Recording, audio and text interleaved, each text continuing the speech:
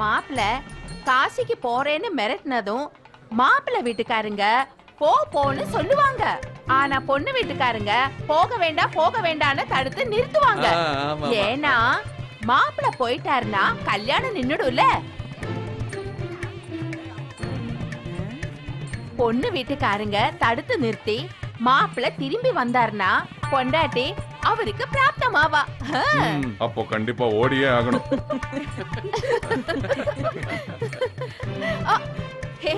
உண்மையாவே ஓடக்கூடாது, ஓடுற மாதிரி நடிக்கணும். என்னடா அது எல்லாத்துக்கும் கேள்வி கேட்டுட்டு இருக்க? இதெல்லாம் ஒரு ஃபார்மாலிட்டி தான்ப்பா. ஆமா அர்ஜுன், நானும் என் ஃப்ரெண்ட்ஸ் கல்யாணத்துல தான் பாத்திருக்கேன். மாப்பிள்ளை வீட்டுக்காரங்க ஓடிடுப்பா காப்பாத்திக்கோன்னு சொல்லுவாங்க.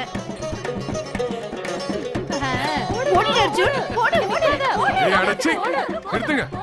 ஏய் வாங்க. அண்ணா உங்களுக்கு பைத்தியம் பிடிச்சிருக்கு. வா போலாம். அண்ணா அண்ணா என்ன மாப்பிள்ளை கல்யாணம் வேணான்னு காசி யாத்திரை போறீங்களா? சிவகாசி போயிட்டு பட்டாசு வாங்கிட்டு வரேன். மாப்பிள்ளை நான் உங்கள காலை பிடிச்சு கெஞ்சி கேட்டுக்கிறேன். என்ன சார் பண்றீங்க? நான் சின்னவன், நீங்க பெரியவங்க, இப்படி எல்லாம் பண்ண கூடாது. எங்க சம்பிரதாயம். இருந்தாலும் பண்ணாதீங்க ப்ளீஸ். அது நீங்க காசிக்கு போக வேண்டாம், நான் உங்களுக்கு இந்த துண்டும் வாட்சும் தரேன், அதோட என் பொண்ணையும் சேர்த்து தரேன். நான் என்ன பண்ணணும்? மாமாய் பரியச்ச சொல்றத கேட்காதீங்க. நீங்க அப்படியே காசிக்கு ஓடிடுங்க. ஆளு விடுங்க.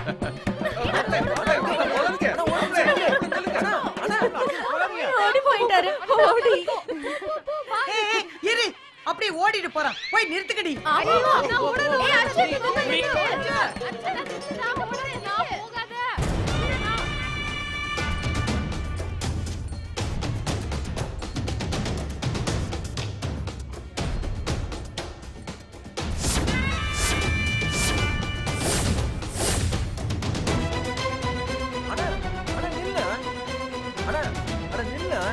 நல்ல வேலை நீயே நின்னுட்ட.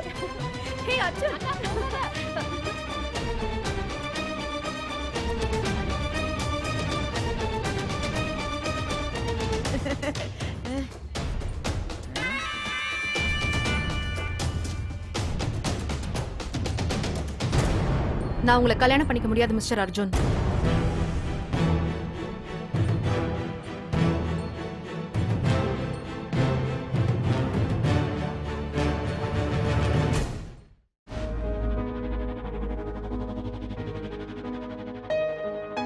ஆதித்யா, நீ யாரு கூட இருக்கணும்னு நினைக்கிற?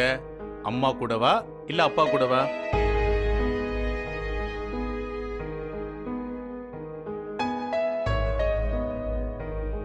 பயப்படாம தைரியமா சொல்லுப்பா. நான் என் மம்மி கூட தான் இருக்க போறேன்.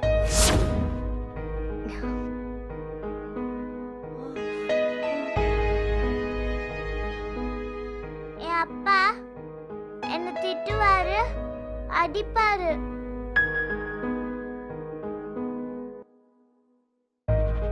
அவரை பார்த்தாலே எனக்கு பயமா இருக்கும்.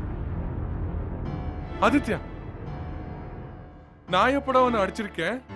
ஏன் போய் சொல்றேன்?